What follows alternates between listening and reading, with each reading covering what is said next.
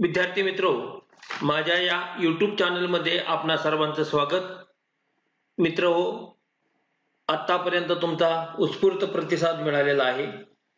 त्याचप्रमाणे आपण परीक्षेची पूर्वतयारी म्हणून अकाउंट, एमलॉ आणि इकॉनॉमिक्स या विषयाचे प्रत्येकी 60 प्रश्न, त्याची उत्तरं या संदर्भातील माहिती घेतलेली आहे. आज आपण पाहणार आहोत ऑडिटिंग म्हणजेच अंकेक्षण या विषयावरील 60 प्रश्न आणि त्याचे ऑप्शन्स. तत्पूर्वी विद्यार्थी मित्रहो, माझा फेसबुक पेज, वेबसाईट, इंस्टाग्राम आणि व्हॉट्सअप या माध्यमातून तुम्ही संपर्क साधू शकता आणि येणारे अपडेट्स घेऊ शकता. व्हिडिओ आवडला तर निश्चितपणे लाईक करा, आपल्या मित्रांना शेअर करा आणि चॅनल सबस्क्राईब करायला विसरू नका. मित्रो, परीक्षा अतिशय जवळ आलेली आहे आणि त्या अनुषंगाने कमीत कमी वेळेमध्ये आपल्याला हे प्रश्न कसे सोडवता येईल याचा विचार तुम्ही करणं आवश्यक आहे. आणि म्हणून थेरॉटिकल भाग या पूर्वीच्या भागामध्ये आपण पाहिलेला आहे. आज आपण MCQ हे पाहणार आहोत. प्रश्न क्रमांक पहिला. भारतामध्ये सर्वप्रथम कंपनीचे अंकेक्षण करणे सक्तीचे केव्हा करण्यात आलेले आहे? तर 1914 साली, आणि म्हणून उत्तर आहे ए. प्रश्न क्रमांक 2.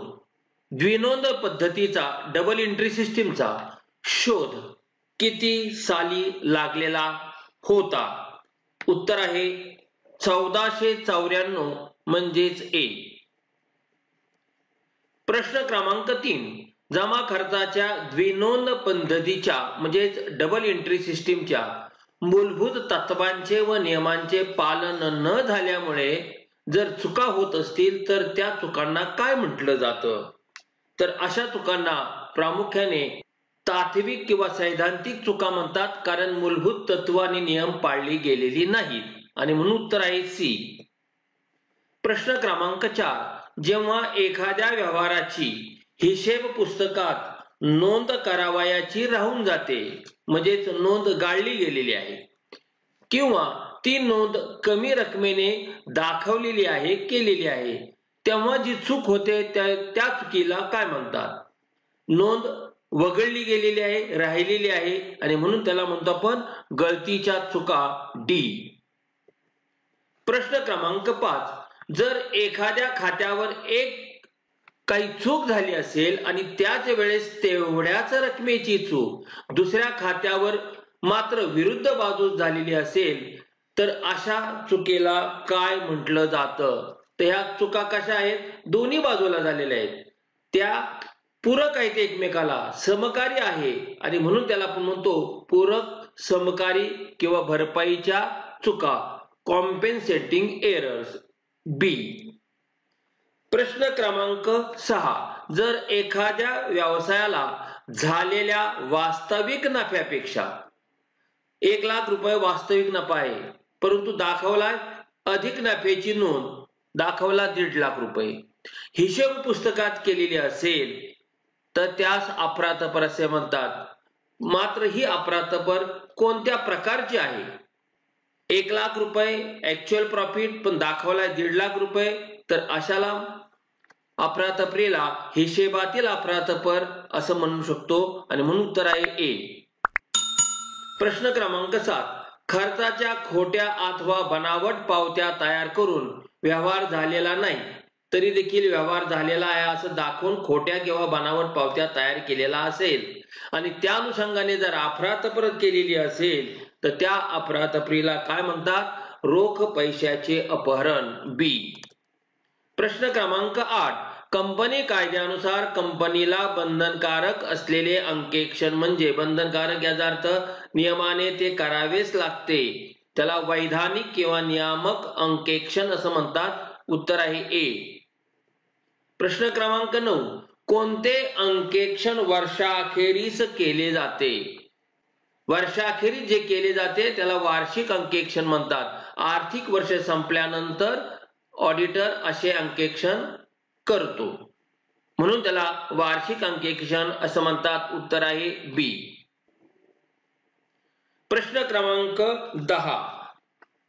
जेव्हा हिशेब तपासणी म्हणजेच अंकेक्षक विविध व्यवसायाचे स्वरूप व अंकेक्षणाच्या विविध पद्धती, व्यवसायाचं स्वरूप आणि अंकेक्षणाची पद्धत लक्षात घेऊन व्यवसायाला अनुरूप व सर्व व्यवसायाला लागू होईल असा अंकेक्षण कार्यक्रम तयार करीत असेल तर त्या अंकेक्षण कार्यक्रमास काय म्हटलं जातं?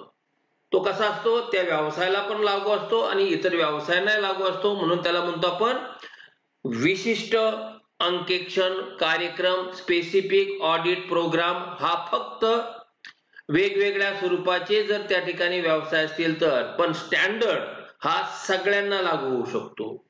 आणि म्हणून प्रमाण अंकेक्षण कार्यक्रम किंवा स्टँडर्ड ऑडिट प्रोग्राम हे आपलं उत्तर आहे सी. प्रश्न क्रमांक 11. अंकेक्षण या संकल्पनेत कोणती चूक शोधली जाते? म्हणजेच दुसऱ्या बाजूने हिशेब तपासणी किंवा लेखा परीक्षणामध्ये कोणत्या चुका शोधल्या जातात? तर अंकगणितीय. उत्तर आहे ए. प्रश्न क्रमांक 12. सरकारी कंपन्यांसाठी कोणते अंकेक्षण केले जाते? सरकारी कंपन्यांसाठी सरकारी अंकेक्षण सी. प्रश्न क्रमांक 13. एकल व्यापारासाठी केले जाणारे अंकेक्षण म्हणजे कोणत्या प्रकारचे अंकेक्षण एकल व्यापारी करीत असतो? तर खाजगी अंकेक्षण, आणि म्हणून उत्तर आहे ए. प्रश्न क्रमांक 14. अंकेक्षणाचा मुख्य हेतू, उद्देश काय आहे? चुका शोधणे, अफरातफर शोधणे, चुका दुरुस्त करणे, हे तर आहेच, हे दुय्यम आहे. परंतु प्रामुख्याने नफा तोटा पत्रक व ताळेबंद व्यवसायाची खरी आर्थिक स्थिती दर्शवितात किंवा नाही? नफा तोटा पत्रकामधील नफा किंवा तोटा आणि ताळेबंदामधील ज्या मालमत्ता आणि देयता आहेत त्या खऱ्या वास्तव आहेत किंवा नाहीत याची स्थिती दर्शविणे हा त्याचा मुख्य उद्देश, म्हणून उत्तर आहे डी. प्रश्न क्रमांक 15. Institute of chartered accounts of India ICAI ची स्थापना किती साली झालेली आहे? 1 जुलै 1949. प्रश्न क्रमांक 16. IFAC म्हणजे काय? इंटरनॅशनल फेडरेशन ऑफ अकाउंटंट हा त्याचा फुल फॉर्म आहे, आणि म्हणून उत्तर आहे ए. मित्र हो, तुम्हाला स्थापना ते वर्ष आणि जर ॲब्रिव्हिएशन म्हणजे शॉर्ट फॉर्म दिले असेल तर त्याचे फुल फॉर्म माहिती असणं आवश्यक आहे. प्रश्न क्रमांक 17. अंकेक्षण करीत असताना म्हणजे हिशेब तपासणी करीत असताना अंकेक्षक स्वतःजवळ स्वतःच्या उपयोगासाठी जी नोंदवही ठेवत असतो त्या नोंदवहीला काय म्हटलं जातं? ऑडिट नोटबुक, दॅट इज अंकेक्षण टिपण वही किंवा नोंदवही बी. प्रश्न क्रमांक 18. काही विशिष्ट किंवा निवडक जमा खर्चाचे सखोल व परिपूर्ण परीक्षण किंवा तपासणी करणे म्हणजे कोणत्या प्रकारचे ऑडिट आहे, अंकेक्षण आहे? तर विस्तृत किंवा डिटेल ऑडिट त्याला म्हटलं जातं, आणि म्हणून उत्तर आहे सी. प्रश्न क्रमांक 19. अंतर्गत अंकेक्षण पद्धती कोणत्या स्वरूपाच्या व्यवसाय संस्थेसाठी जास्त उपयोगी पडते? ज्या व्यवसाय संस्थेचं स्वरूप मोठं आहे, व्यवहार प्रचंड आहेत, अशा व्यवसाय संस्थांना अंतर्गत अंकेक्षण पद्धती उपयोगी पडते, म्हणून उत्तर आहे सी. प्रश्न क्रमांक 20. बँका, विमा कंपन्या यासारख्या मोठ्या स्वरूपाच्या व्यवसाय संस्थेमध्ये कोणते अंकेक्षण केले जाते? तर तिथे 2 किंवा त्यापेक्षा अधिक अंकेक्षक म्हणजे ऑडिटर एकत्र येऊन हिशेबांची तपासणी करतात, कारण व्यवसायाचं स्वरूप मोठं आहे, व्यवहारांची संख्या प्रचंड असते, आणि म्हणून त्याला आपण म्हणतो संयुक्त अंकेक्षण, जॉईंट ऑडिट बी. प्रश्न क्रमांक 21. अंतर्गत तपासणी हा कशाचा भाग आहे? कशाचा पार्ट आहे हा?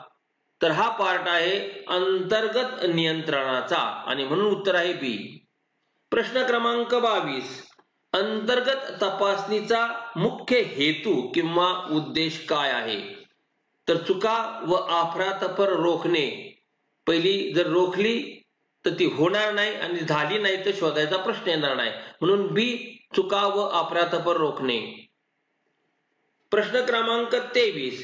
व्यवहाराच्या मूळ नोंदीच्या चुका व लबाड्या कोणत्या तपासणीमुळे उघडकीस येतात? कोणत्या चेकिंग केल्यामुळे त्या उघडकीस येतात? तर दैनंदिन रोज जर त्या ठिकाणी त्या तपासल्या व्यवहाराच्या नोंदी तर नॅचरली एक नैतिक प्रभाव त्या व्यक्तीवर राहतो की जी व्यक्ती त्याची नोंद करते, आणि म्हणून दैनिक तपासणी किंवा रुटीन चेकिंग हे त्याचं उत्तर. प्रश्न क्रमांक 24. व्यवहाराच्या अंकगणितीय चुका व आकडेमोडीच्या चुका कोणत्या तपासणीमुळे उघडकीस येतात? दैनिक किंवा नैमित्तिक तपासणीमुळे त्या उघडकीस येतात, आणि म्हणून उत्तर आहे 24.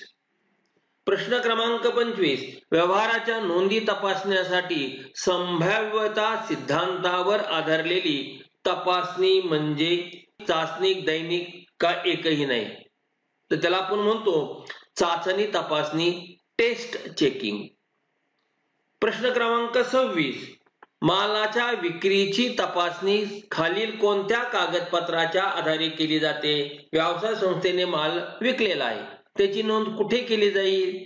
त्या नोंदीवरूनच तपासणी केली जाईल, आणि म्हणून उत्तर आहे जावक माल नोंदवही, आउटवर्ड रजिस्टर ए. प्रश्न क्रमांक 27. जुन्या यंत्रसामुग्रीच्या जागी नवीन यंत्रसामुग्री बसविण्यासाठी येणारा जो खर्च आहे किंवा मूल्य आहे त्या मूल्याला काय म्हटलं जातं? प्रतिस्थापन. काय करायचं? यंत्रसामुग्रीची स्थापना करायची, बसवायची, म्हणून त्याला म्हणतो आपण प्रतिस्थापन मूल्य, रिप्लेसमेंट व्हॅल्यू बी.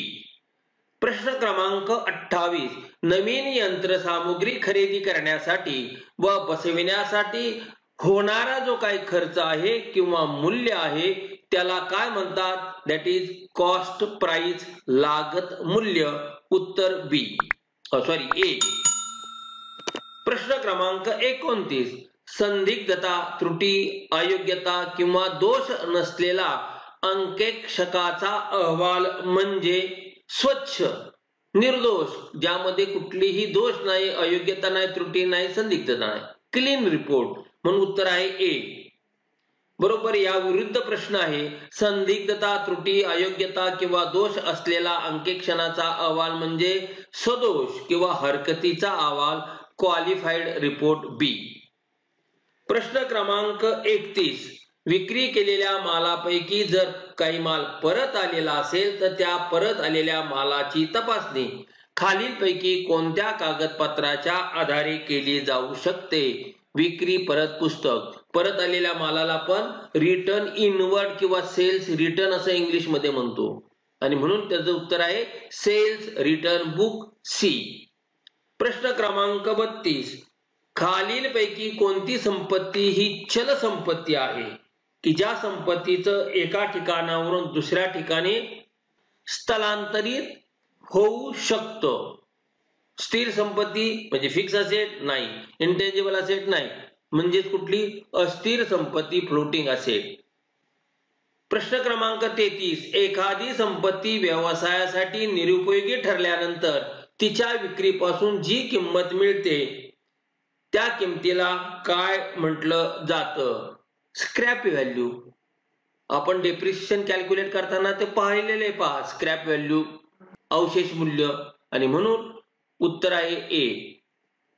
प्रश्न क्रमांक 34. संपत्तीच्या उपयोगितेच्या आधारावर त्या संपत्तीचे ठरविलेले मूल्य, उपयोगितेच्या आधारावर, उपयोगिता या ठिकाणी पाहिलेले आहे, आणि म्हणून उत्तर आहे बी, उपयोगिता मूल्य, गोइंग कन्सर्न व्हॅल्यू.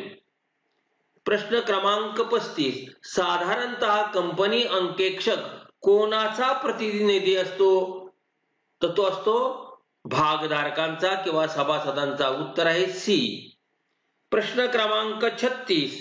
कोणत्या नफ्यातून लाभांश वाटप करता येत नाही? भांडवली स्वरूपाचा जो नफा असतो, म्हणजे फिक्स असेट तुमच्या ज्या आहेत त्या फिक्स असेट जर तुम्ही त्या ठिकाणी विकल्या आणि त्यापासून नफा होत असेल तर त्याला आपण भांडवली नफा म्हणू शकतो. हे एक उदाहरण झालं. अशा भांडवली नफ्यातून कुठल्याही प्रकारे लाभांशाचं वाटप केलं जात नाही. म्हणून उत्तर आहे डी.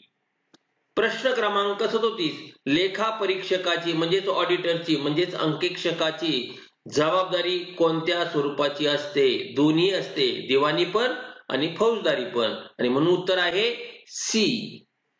प्रश्न क्रमांक 38. कंपनी कायदा 2013 कलम 141 नुसार कंपनीच्या अंकेक्षक पदावर काम करण्यासाठी खालीलपैकी कोणत्या व्यक्ती पात्र समजल्या जातात? फक्त व्यक्तीलाच ऑडिटरपदी काम करता येतं. एक कंपनी दुसऱ्या कंपनीच्या ऑडिटरपदी राहू शकत नाही.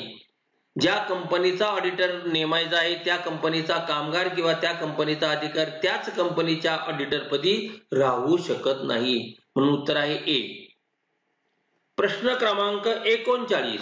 कंपनी कायद्याच्या कलम 139 उपकलम 6 नुसार कंपनीची नोंदणी झाल्यानंतर किती दिवसाच्या आत कंपनीच्या पहिल्या अंकेक्षकाची नेमणूक केली पाहिजे? पहिला अंकेक्षक कंपनीच्या आयुष्यात येणारा, तर ती 30 दिवसाच्या आत केली पाहिजे. आणि म्हणून उत्तर आहे सी.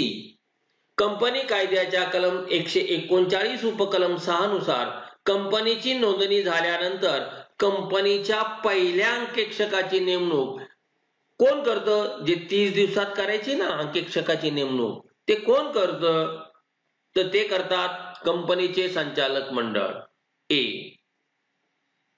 यानंतरचा जो अंकेक्षक नेमला जातो तो मात्र सभासद नेमत असतात. प्रश्न क्रमांक 41. कंपनीच्या पहिल्या अंकेक्षणानंतरच्या अंकेक्षकाची नेमणूक कोण करतं? आता सांगितलं, भागधारक किंवा सभासद. प्रश्न क्रमांक 42. आकस्मिक किंवा नैमित्तिक कारणाने अंकेक्षकाचे पद जर रिक्त झालेलं असेल तर अशा रिक्त झालेल्या पदावर अंकेक्षकाची नेमणूक कोण करतं? इथे मात्र संचालक मंडळ हे उत्तर सांगता येईल, कारण भागधारकांची एकदा सभा झाल्यानंतर परत सभा भरवण्यासाठीचा जो मधला कालावधी आहे या कालावधीमध्ये जर अशी नेमणूक करायची असेल तर संचालक मंडळाला अधिकार आहेत. म्हणून उत्तर आहे ए. प्रश्न क्रमांक 43. सरकारी कंपनीच्या अंकेक्षकाची नेमणूक कोण करतं? तर कंट्रोलर अँड ऑडिटर जनरल जे आहेत, C&AG त्याला शॉर्ट फॉर्म म्हणतो, ते त्या ठिकाणी करतात. उत्तर आहे ए.